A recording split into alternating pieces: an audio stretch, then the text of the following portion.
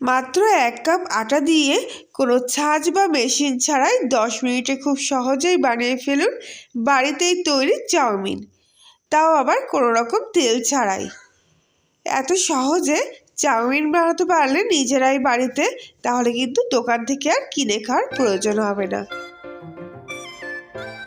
প্রথমে একটা থালার মধ্যে চাল নিয়ে নিয়েছি, আর এর মধ্যে আমি নিয়ে নেব 1 কাপ মতো আটা। আটাটা এই বাটির মধ্যে আমি মেপে নিয়েছি। সমস্ত আটাটা খুব ভালো করে টুকে নেব, তাহলে আটার মধ্যে যদি কোনো দানা দানা ভাব থাকে তাহলে কিন্তু খুব ভালোভাবে সেটা ছেঁকে নেওয়া হয়ে যাবে। আর যখন আটাটা জল দিয়ে গুলবো তখন কিন্তু খুব ভালোভাবে সেটা মসৃণ একটা সুন্দর ব্যাটার তৈরি হবে, কোনো দানা দানা ভাব আর থাকবে না।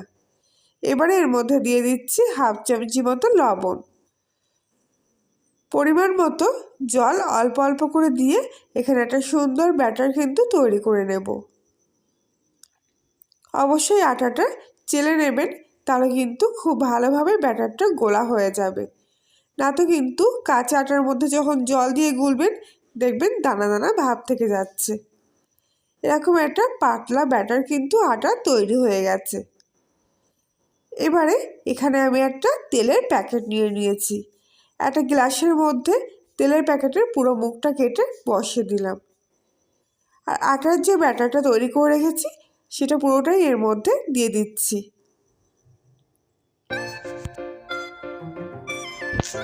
এবারে প্যাকেটের কোণটা সামান্য একটু ছিদ্র করে কেটে নেব। খুব একটা বেশি বড় ছিদ্র করবেন না, এরকম কিন্তু একটা ছোট্ট ছিদ্র করতে হবে। এবার গ্যাসের ওভেনে একটা প্যান বসিয়ে এর মধ্যে সামান্য একটু তেল দিয়ে খুব ভালোভাবে ব্রাশ করে নেব। আর প্যানটা কিন্তু প্রথম অবস্থায় খুব ভালোভাবে গরম করে নিতে হবে, আর তারপর একদমই গ্যাসের ফ্লেমটা সিম আঁচে দিয়ে রাখতে হবে। তেলটা কিন্তু খুব ভালোভাবে প্যানের মধ্যে ব্রাশ করে দিয়েছি। প্যানটা যখন খুব ভালোভাবে গরম হয়ে যাবে এবার গ্যাসের ফ্লেমটা সিমে রেখে একটা ভিজে কাপড় দিয়ে খুব ভালো করে প্যানটা মুছে নিলাম। এবারে আটার ব্যাটারটা এইভাবে হাতটা ঘুরিয়ে রিং রিং মতো করে এর মধ্যে দিয়ে দিচ্ছি। দেখলে কিন্তু বুঝতে পারছেন যে আমি ঠিক আটার ব্যাটারটা কিভাবে এর মধ্যে দিয়ে দিচ্ছি। আর এটা কিন্তু করতে একদমই সময় লাগে না, 1 মিনিটেরও কম সময়ের মধ্যে এটা কিন্তু শুকিয়ে আসে। আর শুকিয়ে গেলেই কিন্তু আপনি প্যানের গা থেকে চাউটা দেখুন কত সুন্দর উঠে আসছে। আর যতটা পারবেন হাতটা টেনে টেনে এরকম সরু করে চাউগুলো তৈরি করার চেষ্টা করবেন। কত সুন্দর কিন্তু চাউ এখানে আমি অনেকটাই রেডি করে নিয়েছি। আবারও কিছুটা চাউ আমি এখানে বানিয়ে দেখাচ্ছি আপনাদের বোঝানোর সুবিধার জন্য। খুবই কম সময়ের মধ্যে যখনই মন চাইবে তখনই কিন্তু এরকম নুডলস কিংবা চাউমিন বাড়িতেই আপনারা রেডি করে খেয়ে নিতে পারবেন। বাচ্চাদের টিফিনেও কিন্তু খুবই ঝটপট এই রেসিপিটি আপনারা খুব সহজেই বানিয়ে নিতে পারবেন। আর আজকের রেসিপিটি ভালো লেগে থাকলে লাইক শেয়ার কমেন্ট করবেন। কলিনের রান্নাঘরে নতুন সদস্য হয়ে থাকলে সাবস্ক্রাইব করে পাশে থাকার জন্য অনুরোধ রইল। পাশে বেল আইকনটি প্রেস করবেন নতুন করে ভিডিওর আপডেট পাওয়ার জন্য। আর সম্পূর্ণ চাউটা কিন্তু এখানে আমি এইভাবে দেখুন রেডি করে নিয়েছি। একদম কিন্তু বানাতে আমার খুবই কম সময় লেগেছে।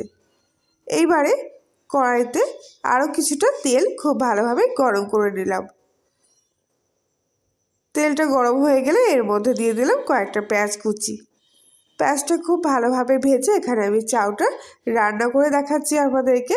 দেখুন কত সুন্দর রেডি হয়ে গেছে। ভেজে রাখা পেঁয়াজের মধ্যে দিয়ে দিলাম চাউগুলো। এবারে একটু সোয়া সস, চিলি সস আর টমেটো সস দিয়ে কিন্তু আমি চাউটা এখানে রান্না করছি। খুবই অল্প উপকরণে করছি, আপনারা চাইলে এতে যে কোনো সবজি কিংবা ডিম দিয়েও কিন্তু চাউটা বানিয়ে নিতে পারেন। তবে এরকম চাউ খেতে আমার বেশি ভালো লাগে, তাই আমি কিন্তু এরকম সিমসাম চাউটাই বেশি পছন্দ করি। খুব ভালো করে কিন্তু চাউটা এখানে ভেজে নেব।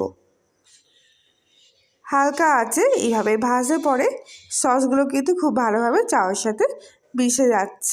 বাড়ির তৈরি চাউ এটা কিন্তু কেউ দেখলে বুঝতেই পারবে না, আর খেতেও কিন্তু অসাধারণ টেস্টি। তাহলে আজকের রেসিপিটি এইখানেই, আবার দেখা হচ্ছে অন্য একদিন নতুন কোনো রেসিপির সাথে।